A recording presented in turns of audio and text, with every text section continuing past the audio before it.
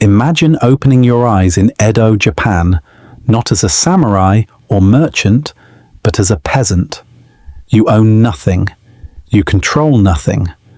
The rice you plant with bleeding hands is not yours. Your children are not truly yours. Even your life belongs to the Lord whose land you work. Before we step into this world where 90% of the population lived in a hell so absolute that you might kill your own newborn rather than watch them starve, comment what time it is where you're watching from. This simple act helps the channel more than you know, and trust me, you'll need to experience this entire journey. When you think of feudal Japan, your mind probably conjures images of samurai honor, geisha grace, and the refined aesthetics of tea ceremonies and cherry blossoms. You imagine a society of order and beauty, of disciplined warriors following Bushido, of artisans creating masterworks that still astound us centuries later. But this vision, seductive as it is, represents perhaps 5% of the population. If you had been born in Edo, Japan, you would have had a 95% chance of being a peasant, and that meant living a life so brutal and hopeless that your suffering would be erased from popular memory, replaced by the romantic narratives of the ruling class who documented history. The Edo period stretched from 1603 to 1868, over 2.5 centuries of rigid social stratification under the Tokugawa shogunate. This was the era that gave us ukiyo-e woodblock prints, kabuki theatre, and the formalization of many practices we now consider quintessentially Japanese. But if you were a peasant, this era meant you could be legally executed for wearing the wrong fabric, that your entire village could be punished for one person's crime, that starvation was so common it had its own seasonal rhythms, and that the tax burden was so crushing that suicide became a rational economic decision. You were not a citizen. You were not even truly a subject. You were agricultural machinery that happened to be made of flesh, and when you broke down or failed to produce, you would be discarded with less ceremony than a broken plough. If you're finding this perspective eye-opening, hit that subscribe button now. We dive deep into the histories that textbooks sanitize, the stories of ordinary people that get erased by time. Picture yourself waking before dawn in a peasant village, your body aching from yesterday's labor, knowing that today will be no different. The economic reality of your life can be summarized in a single devastating equation. The standard tax rate is nengu, calculated as a percentage of the rice harvest, and that percentage routinely reaches 60 to 70% of total production. In bad years, or under particularly cruel daimyo, it climbs to 80% or higher. You and your family work the land from before the sun rises until after it sets, planting and weeding and harvesting, and you keep barely enough to survive. And that assumes a normal harvest.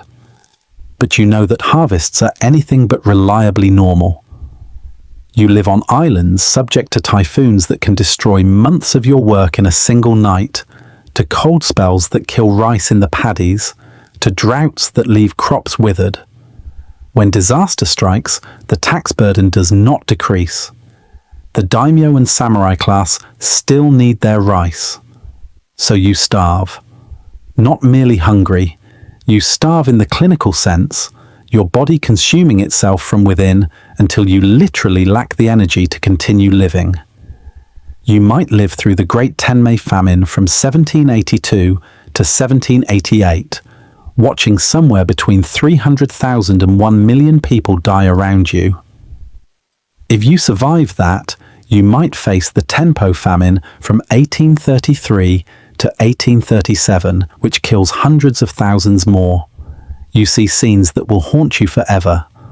Villages where the dead lie unburied because the survivors lack the strength to dig graves. Roads lined with corpses of those who tried to walk to regions with food and collapsed along the way. Markets where desperate people sell their children, hoping the buyer might feed them, knowing that keeping the child means watching them die slowly. You learn a vocabulary for famine. Kikin is a general term, but there are specific words for the famine that kills only the weakest, for the famine that kills indiscriminately, for the famine so complete that you survive by eating bark and roots and things that cannot properly be called food. What you know with certainty is that you might practice mabiki, the thinning, killing your newborn by suffocation or exposure, because feeding another mouth would doom your entire family. This is not murder in your mind. It is a desperate calculation, choosing which children might survive rather than watching all of them die. If starvation is the constant background threat of your existence, the legal system provides an ever-present foreground terror.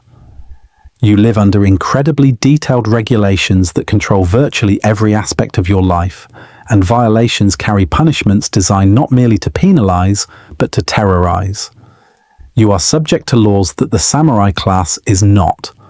There are crimes that only you can commit, transgressions defined entirely by your social position. You cannot wear clothing above your station. The type of fabric, the colors, even the patterns are regulated according to your social class. If you wear silk, you can be beaten, imprisoned, or executed, not for theft, but simply for the presumption of wearing what you are not entitled to wear. Your hairstyle is regulated. The size of your home is regulated. The tools you can own are specified by law. Nearly every aspect of your daily life is a potential criminal offense. The punishments are brutal beyond description. Japan during the Edo period practices crucifixion. If you are condemned, you will be tied to a cross, and then executioners will thrust spears into your body from various angles, a death that could take hours or days. More common for someone like you is death by sawing, where you would be buried up to your neck and killed slowly by having your head sawn off with a bamboo saw. Public executions are compulsory viewing. You are forced to watch as bodies are left on display for weeks. You see the heads of executed criminals mounted on pikes at the edge of town, rotting in the sun and rain until they fall apart. Tattooing is used as a permanent criminal mark. If you are tattooed as a criminal, you carry your shame visibly for life. Unemployable, unmarriageable, often driven to more criminality simply to survive. Exile from your village is effectively a death sentence, cutting you off from the only community you have ever known, sending you into a world where you have no place and no prospects. The basic unit of your existence is the mura, your village, and it operates under collective responsibility that transforms your entire community into a mutual surveillance network. Under the Gonengumi system, you and 4 other families are made jointly responsible for each other's conduct, taxes, and crimes. If one family fails to pay taxes, you and the other 3 have to make up the difference. If one family member commits a crime, all 5 families can be punished. This system turns you and your neighbors into involuntary wardens, creating constant suspicion and pressure. Your village headman occupies an impossible position between you and the samurai authorities. He collects taxes from you, maintains order, reports crimes. Failure means punishment for him and his family. Success means enforcing crushing obligations on everyone he has known his entire life, perhaps his own relatives. You must provide corvée labor for various projects: road maintenance, bridge building, construction work for the daimyo's castle. This labor is uncompensated and mandatory, pulling you from your own fields at crucial times. The alternate attendance system requires daimyo to spend alternate years in Edo, and you bear the economic burden through taxes that fund these expensive journeys. If you are a woman, you face particular vulnerabilities. You work as hard as any man in the fields, while also being responsible for household tasks, child rearing, and textile production. In times of extreme desperation, you might watch your daughter sold to a brothel in the city. Your daughter sold means one less mouth to feed, and perhaps payment that could keep the rest of your family alive. She enters a world of disease, violence, and early death. But at least there is food and shelter, at least initially. If this documentary is changing how you think about history, take a second to leave a like. It genuinely helps more people discover these forgotten stories. Marriage is primarily an economic arrangement, a merging of labor and resources rather than romance. If you become a widow with children, you face desperate circumstances, trying to work land that requires strength you might not have while caring for dependents. Your social structure provides essentially no safety net. The Tokugawa shogunate has organized society into a rigid four-tier hierarchy known as shi no kosho: warriors, peasants, artisans, and merchants. But this ranking bears little relationship to your actual power or quality of life. Merchants, ranked lowest, often accumulate wealth and live comfortably. You, ranked second, live in grinding poverty, despite your theoretically elevated status. What the ranking creates is an absolute barrier between you and the samurai class. You cannot become a samurai except in the rarest circumstances. When you encounter a samurai on the road, you are required to bow and step aside, to avert your eyes, to demonstrate submission in your posture and speech. Failure to show proper deference could result in immediate violence. The samurai class has the legal right of kirisute gomen, permission to cut and leave, meaning they can kill you if you have insulted them and face no legal consequences as long as the insult is judged sufficient. This is not merely theoretical. You know that samurai do exercise this right often enough that you understand it is a real danger. You know that your life could be ended on the whim of a passing warrior, that your death would be legally justified and socially acceptable, that your family would have no recourse. This creates a climate of fear that permeates every interaction across class lines. Education is largely unavailable to you. Your children are needed for agricultural labor from a young age. You remain illiterate throughout your life, unable to read the very laws that govern you, dependent on samurai officials to interpret regulations that could mean life or death. This ensures that you cannot document your own suffering. What future generations will know of your existence comes primarily from tax records and criminal proceedings, from sources that view you as an object rather than a subject. Disease moves through your village like a slow tide, predictable and unstoppable. Tuberculosis, parasites, malnutrition-related illnesses are background constants rather than exceptional events. Medical care is essentially non-existent for you. You have folk remedies, herbalists with varying degrees of knowledge, Buddhist monks who might offer prayers and occasionally effective treatments. When you become seriously ill, you generally either recover on your own or die. If you are a woman, childbirth is particularly dangerous. You give birth attended by midwives whose knowledge is traditional and empirical, sometimes effective, and sometimes catastrophically wrong. You face high maternal mortality. You know that anywhere from a quarter to a third of children die before their 5th birthday. This creates a psychological landscape where you cannot fully invest emotionally in your children until those children have demonstrated the capacity to survive. The practice of mabiki is made psychologically possible partly because these infants have not yet been fully integrated into your family, have not yet been named or recognized as full persons.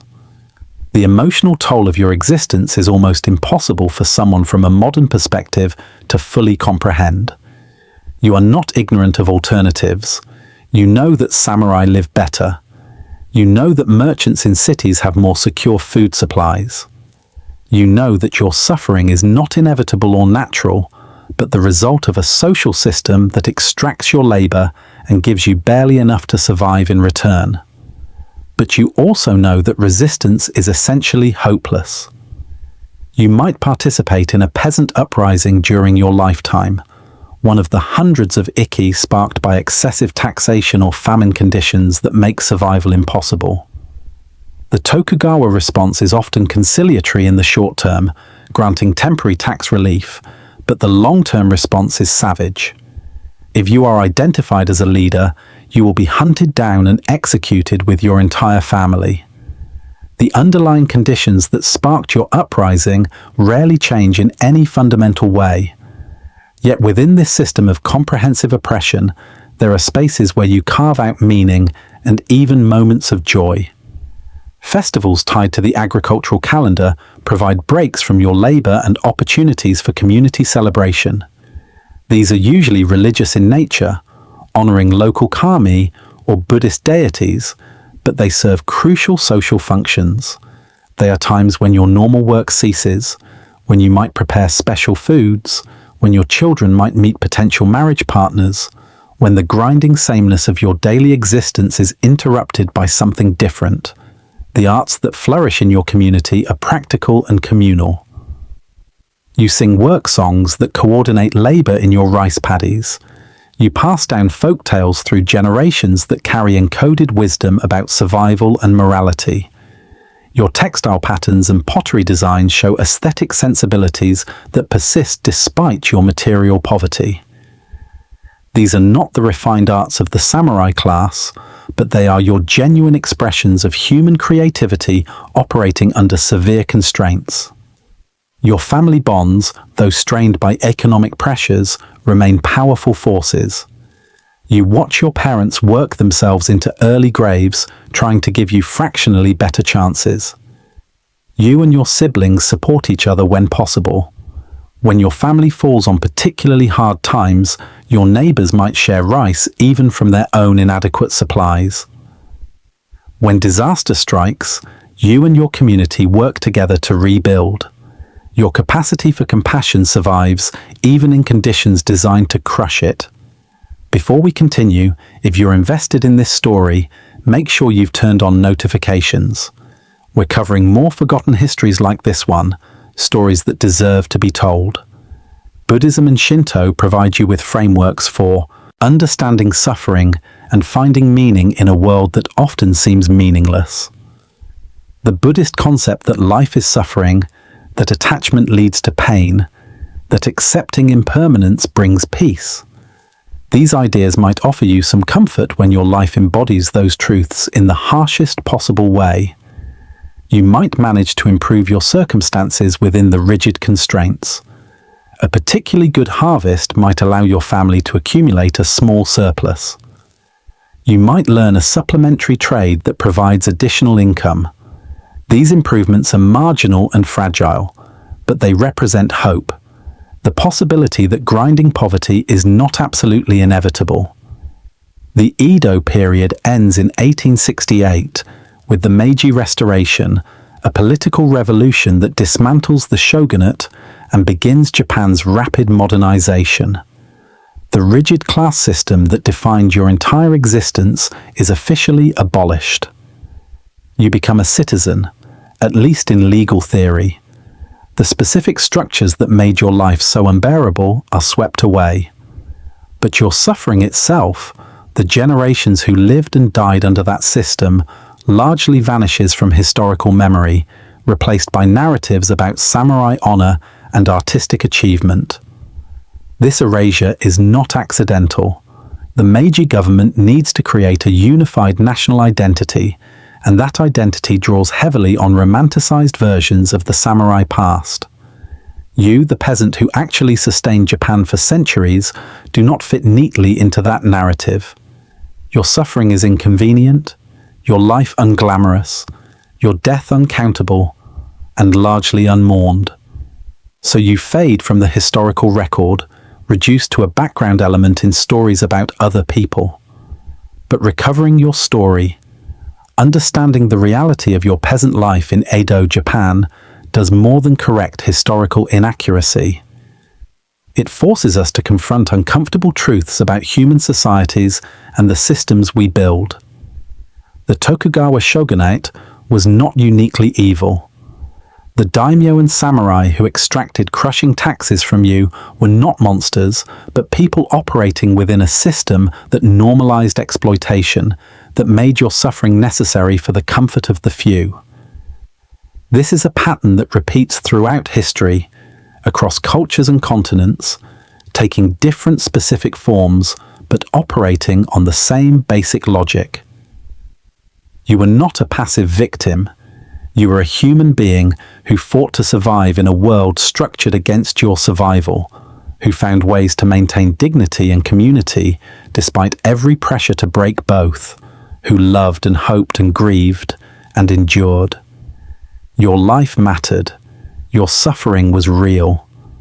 And the fact that we have largely forgotten you, that popular culture remembers the samurai, but not you who fed them, says something important about how we construct history and who we choose to remember.